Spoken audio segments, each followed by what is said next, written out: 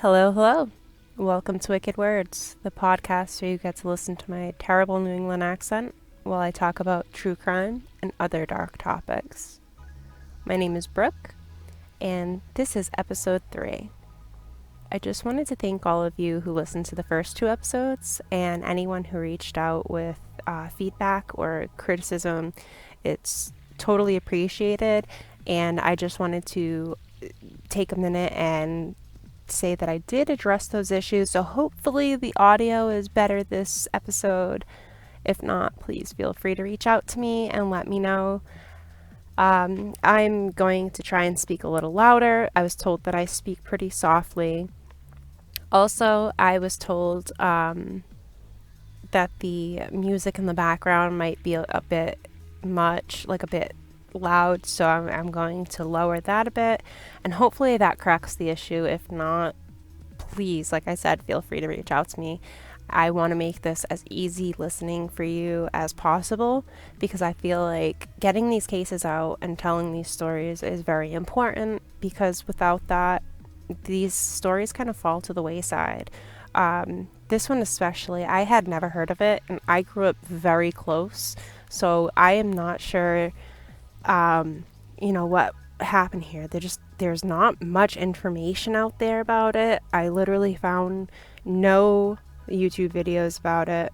I found one podcast, but I had to listen to it on a German website, and I found some newspaper articles, and that's about it. There are 0 photos of the victims available online, and there is only 1 photo of the murderer available online.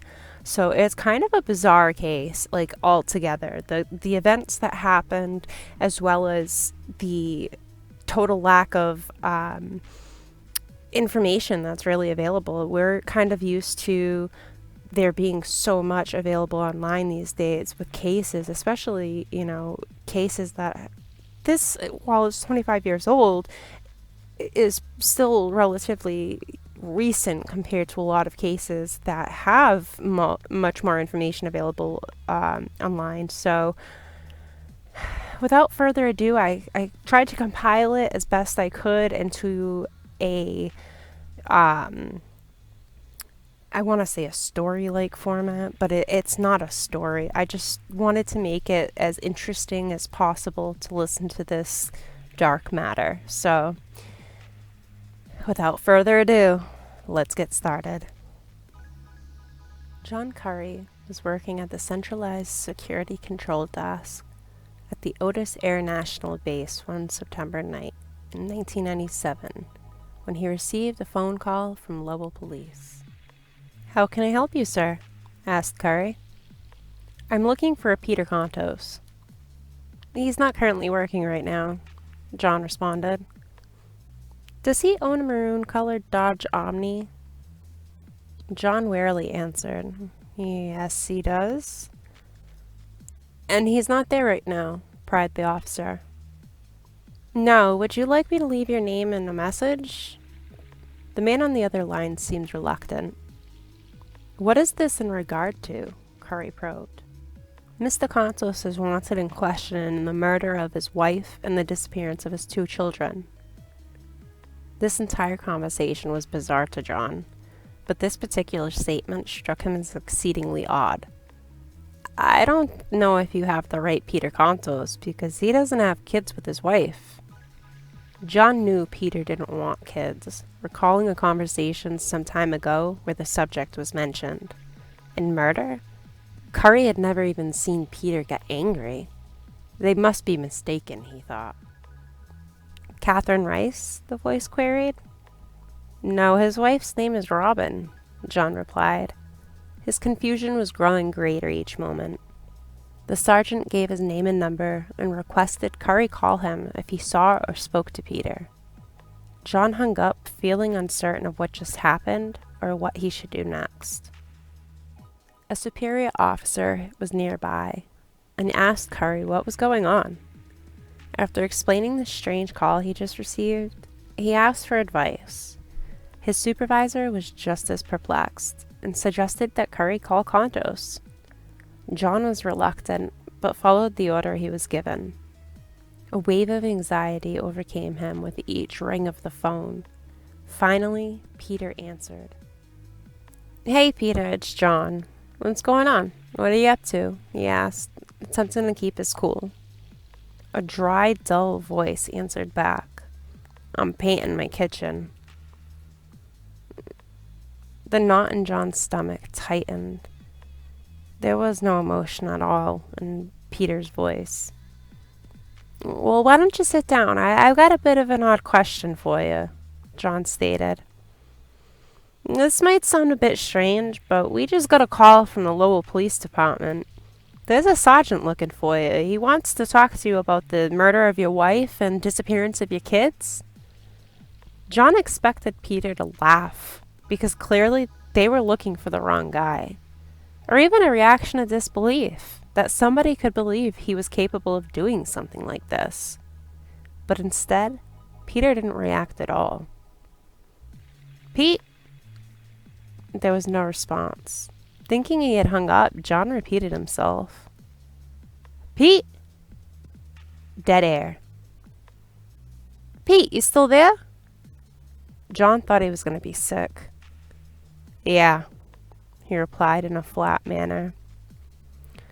"Well, Pete, maybe you should give this guy a call." John relayed the detective's information and hung up, feeling like he had just been punched in the gut. "Well, what did he say?" Curry's supervisor asked. "He said he knows nothing about it." John's supervisor reassured him that it was no big deal, but he couldn't shake this overwhelming sense of dread. When the supervisor left, John called the Lowell police sergeant back. "Sir, I just talked to him. Did he call you?" questioned Curry. "No, he hasn't called." John let the detective know that Peter was at his house in Stoneham because he had just spoken to him on his home phone, not even 5 minutes before. Lowell and Stoneham police met Peter at his residence and knocked on the door. They informed him that his wife was found murdered and their 2 boys were missing. Peter agreed to accompany them to their headquarters in Lowell. He walked out the front door of his Pearl Street home, leaving behind an extremely baffled wife and his in-laws. You heard that right. Peter Contos was married to Robin, and the pair lived with her parents in Stoneham since their wedding the year before. But Peter was living a double life. He also happened to have a girlfriend and 2 kids living in Lowell, only 25 miles away, and neither woman knew of the other for over 5 years. While this story begins in 1992, we need to understand a bit more background information about Peter C. Contos, which takes us even further back in time. His father, Christos, was born in 1927, joining the Coast Guard and serving in World War II. After his honorable discharge, Christos would start his own TV repair company, eventually meeting Anne. The two would marry in July of 1957, but wouldn't have children until almost a decade later. On October 17, 1965, in Westford, Massachusetts, Anne received a birthday gift with the delivery of her first and only baby, a son who they named Peter after his grandfather. While there isn't much known about his childhood, it is said that it wasn't a pleasant one. This didn't seem to affect his successes, though. Peter graduated from Westford Academy in 1984, a member of the ski team and AV club. Only 2 years later, Contos joined the Air Force, serving 4 years before transferring to the National Guard. At this time, he was deployed overseas to fight in the Persian Gulf War. Upon his return from combat, Peter took several different positions, working as a security guard. And in 1992, he found himself in Nashua, New Hampshire, employed at a Sears store in the Pheasant Lane Mall. Working for a tax preparation agency in the same mall was a beautiful woman named Catherine, and of course, Peter had to talk to her. He learned that, like himself, she was the only child, born to Dr. Cecil and Shirley Rice. The two flirted pretty often, and one day he finally asked her out, and she said yes. Peter felt on top of the world. Around the same time, Peter began dating Robin Hitu, a pretty young woman who was a recent graduate of Arlington Catholic High School and had just enrolled in the now defunct Daniel Webster College. From the jump, he was playing both women, and the excitement of it all invigorated Peter. It wasn't long before the relationship with Kathy turned sexual, while Robin may have been waiting for marriage as a result of her religious beliefs. As things heated up, Kathy found herself pregnant, due in June of 1993.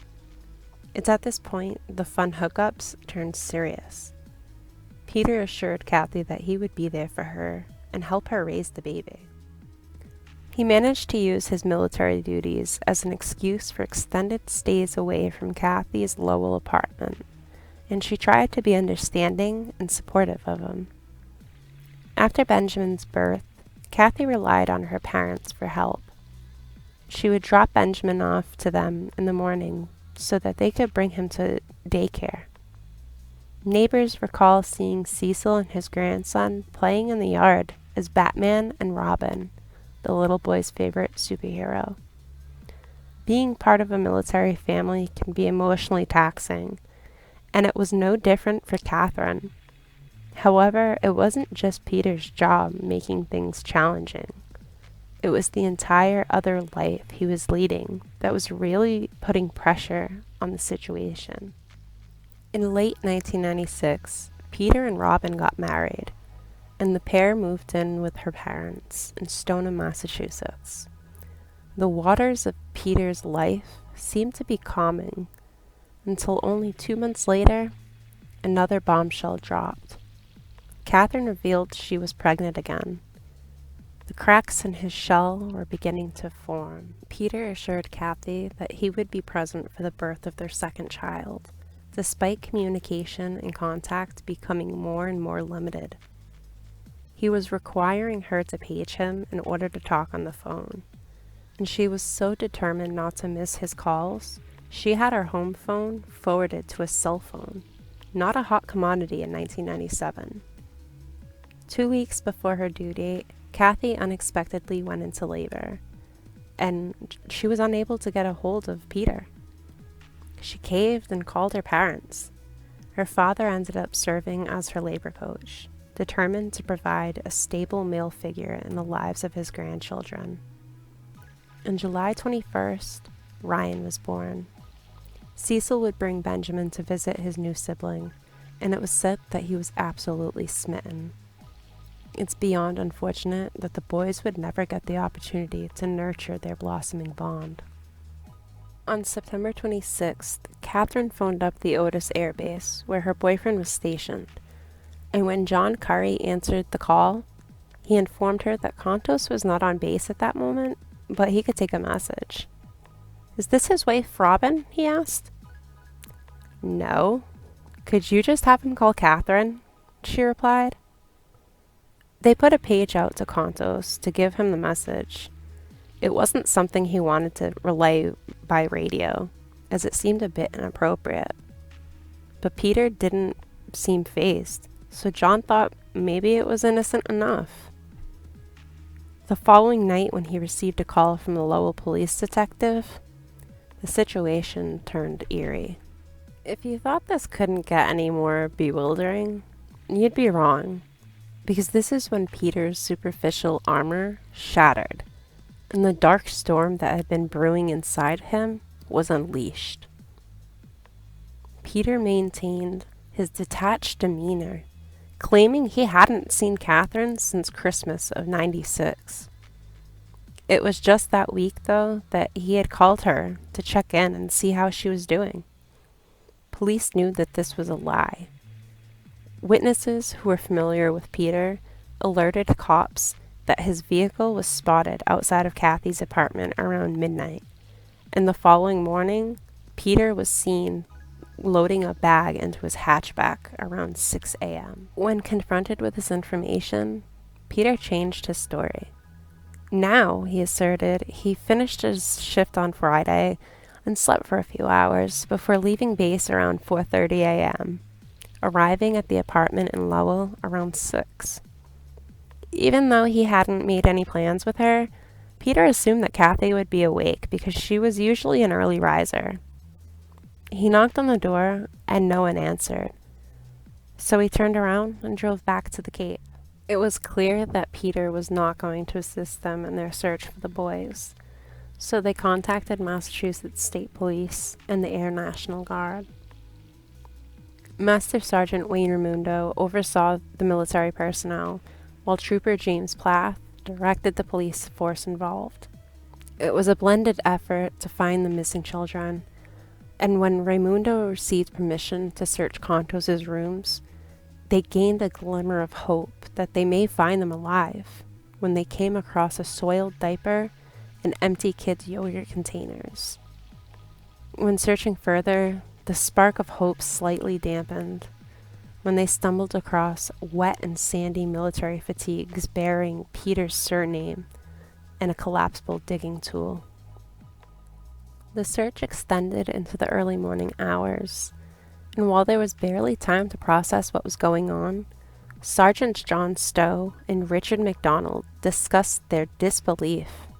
Peter was somebody that they knew rather well, and he was not the kind of man that they would expect this from. He was a decorated guardsman, but he wasn't entirely straight-laced. The men recalled some improperly stored ammunition that Contos had in his locker. Worried about the safety of their own base and the community surrounding them, the pair brought this to Raimundo's attention. Knowing that Contos had been on base earlier that morning, they weren't sure if he had stockpiled ammunition for such an occasion. It wasn't a common occurrence, but military base shootings had happened in the past, so Raimundo requested the state police's presence while they searched Peter's locker in building 868. The lock was cut, and peering inside, the group could see loose ammo all over. McDonald removed Peter's knapsack to get a better look. He placed it on the floor, commenting on how heavy it was. He kneeled on it as he inspected the rounds, attempting to determine whether they were live or blanks. Returning the crate into the locker, McDonald grabbed the bag, and again he mentioned the weight. He patted the sides, taking a guess at the contents, assuming perhaps a helmet, maybe the butt end of a rifle. "Should I open it?" he asked. It's not certain who granted permission, but he started to tear in, pulling out a white garbage bag. When he looked into that bag, he jumped back. The others gathered around to see what could cause such an appalled response. It was the small hand of a child. It was obvious to them all that the boys were deceased, and they radioed to call off the search and secure the building. Peter Contos was arrested and charged with 3 counts of first-degree murder. Contos pled not guilty when he was arraigned the following Monday, and throughout his trial, shocked friends and family would try to comprehend how the Peter they knew could be capable of what was being alleged. "He was one of the greatest people I've ever met," said one of Robin's friends. "He was friendly and outgoing, professional and top quality. But this was only the outer layer of Peter's persona. It was who he wanted people to think he was. Curry remembers Contos as pompous and arrogant. He described him as a know-it-all who let his ego go to his head. But was he capable of murder?" Peter would tell 2 more versions of what happened that Saturday morning.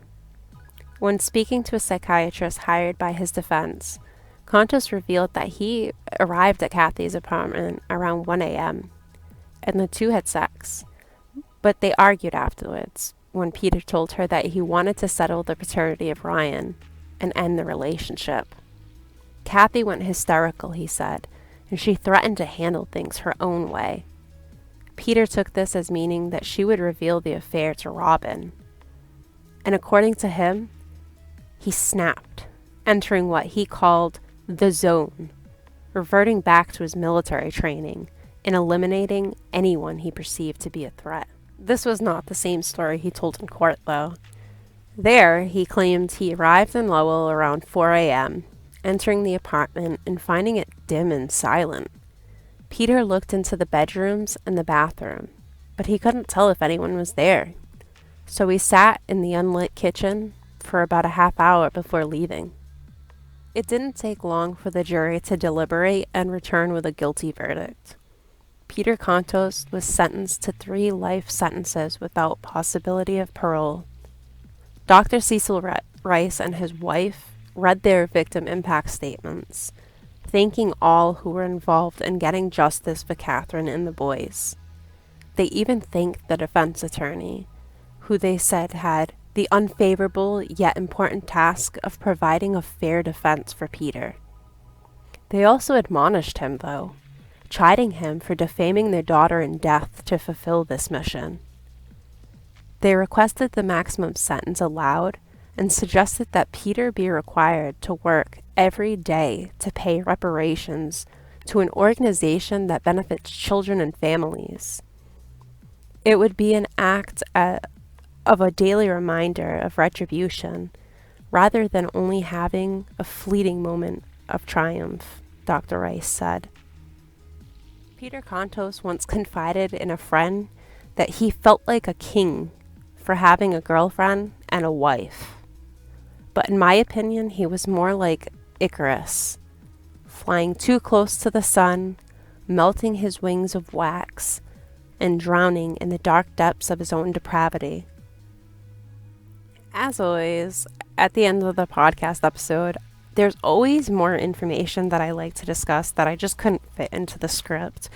But I still feel it's relevant to the case somehow, so I just wanted to kind of include them.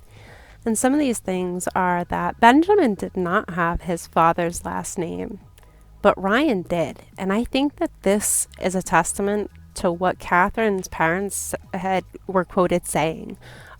Peter was telling Catherine that they were going to spend more time together, and as you know, in the recent weeks before the murder, there were plans that they were going to buy a house south of Boston, and she saw a future with him at that point, which is why she felt comfortable giving Ryan his father's last name. I think that Catherine calling the base the Friday before was the catalyst for the murders. Her parents revealed that she was planning on driving to the base with the boys that day, the Saturday.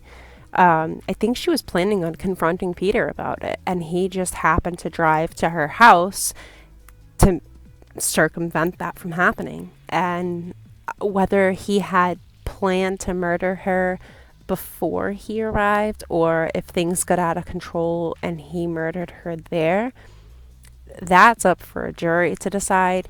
In my opinion, he had it in his head, which is why he drove down there. There was no way he could explain to her. I mean, unless he said, oh, it was a different Peter Contos, but I really feel like she asked him, you know, who the hell's Robin? What the hell, you're married? That explains why it kind of put all the puzzle pieces in perspective for her. And she probably told him maybe that she was going to contact his wife. That's still not an excuse for murdering her, obviously, and especially not for murdering his own children.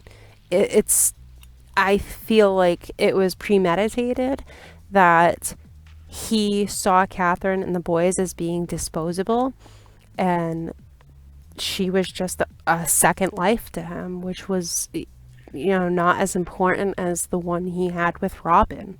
And I honestly don't know where he thought that this was going to go. Whether he thought that Robin was going to, you know, come around and be okay with Catherine and the boys, or what. But he had to see that there was no clear ending to this. There was no positive outcome. It was only going to be messy one way or another. Another point is that it's possible Peter was going to try and stage the scene to make it look like maybe a suicide, and that Kathy had done something with the boys herself. Um, she was found in a tub half full with water by her landlord that night.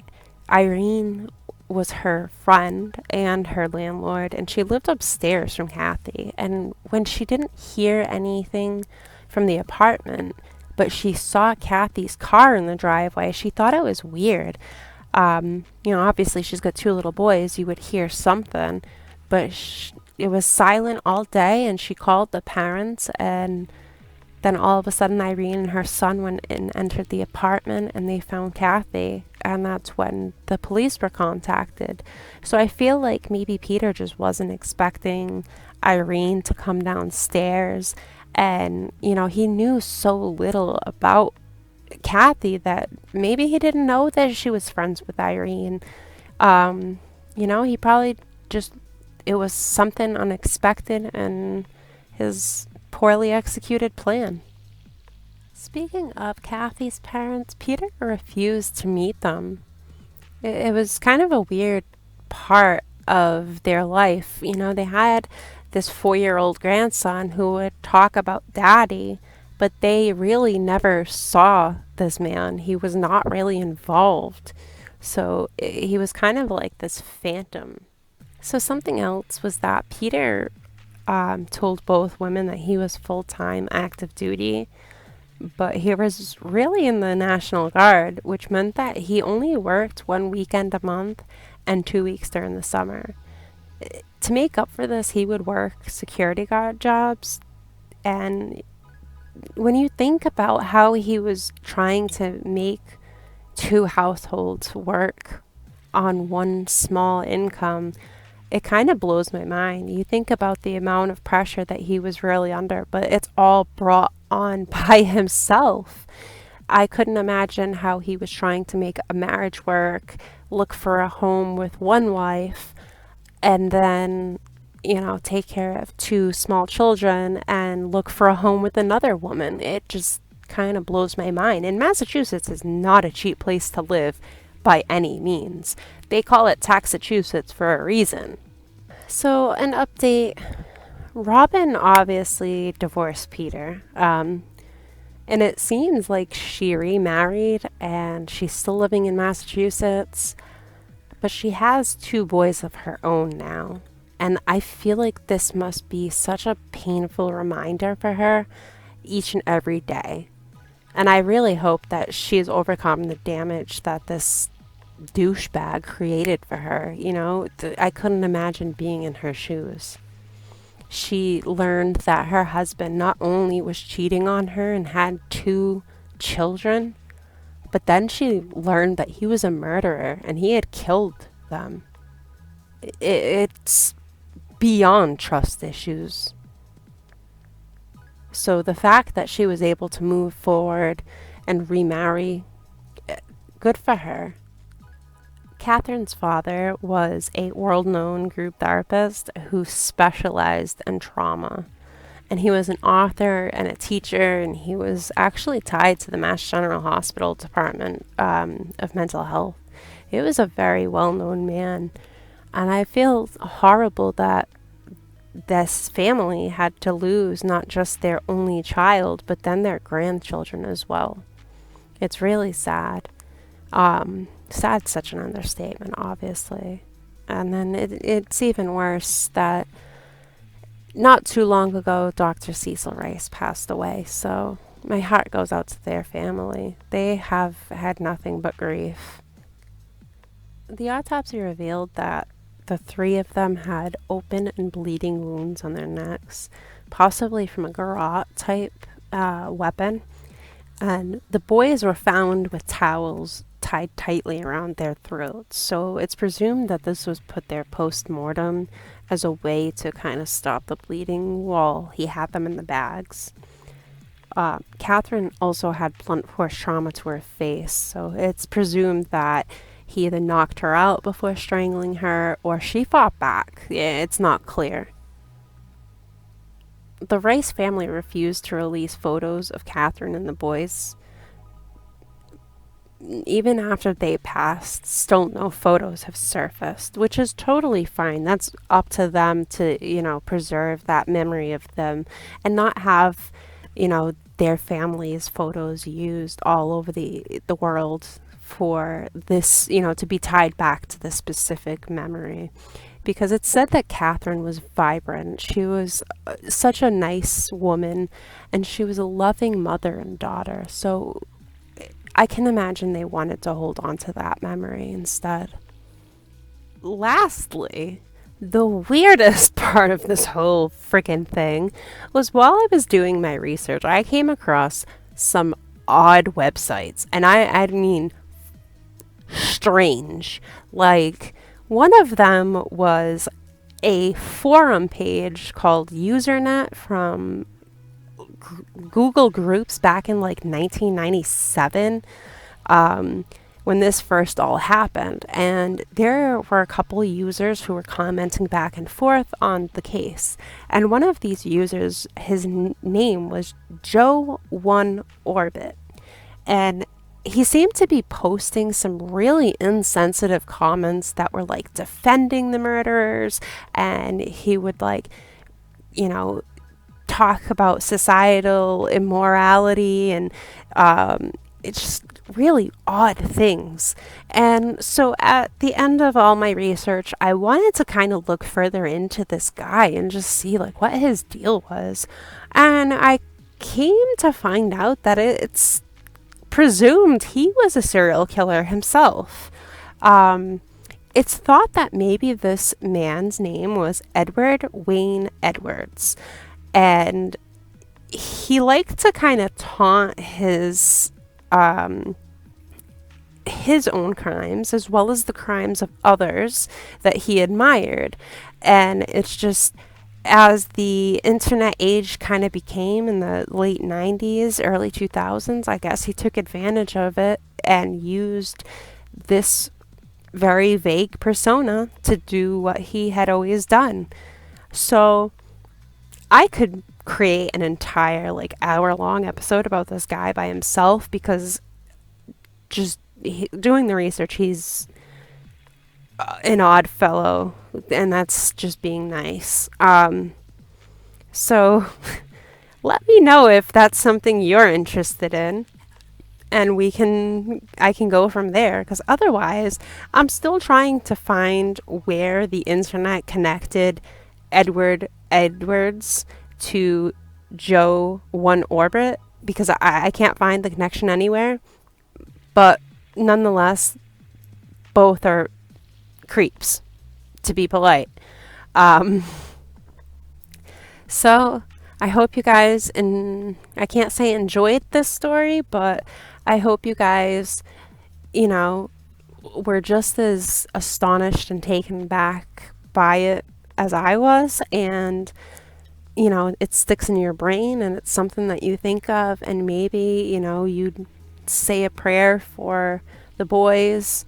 And I always try to encourage my listeners to do something sweet, just as a reminder for the victims. So in this case, if you have kids, just give your kids a little squeeze and think about Benjamin and Ryan and Catherine, and just keep her family in your thoughts. And yeah, that's a tough one. And when I first heard about it, I seriously couldn't believe what I was reading. It's so strange, because usually in cases like this where the husband's cheating on the wife, he kills the wife.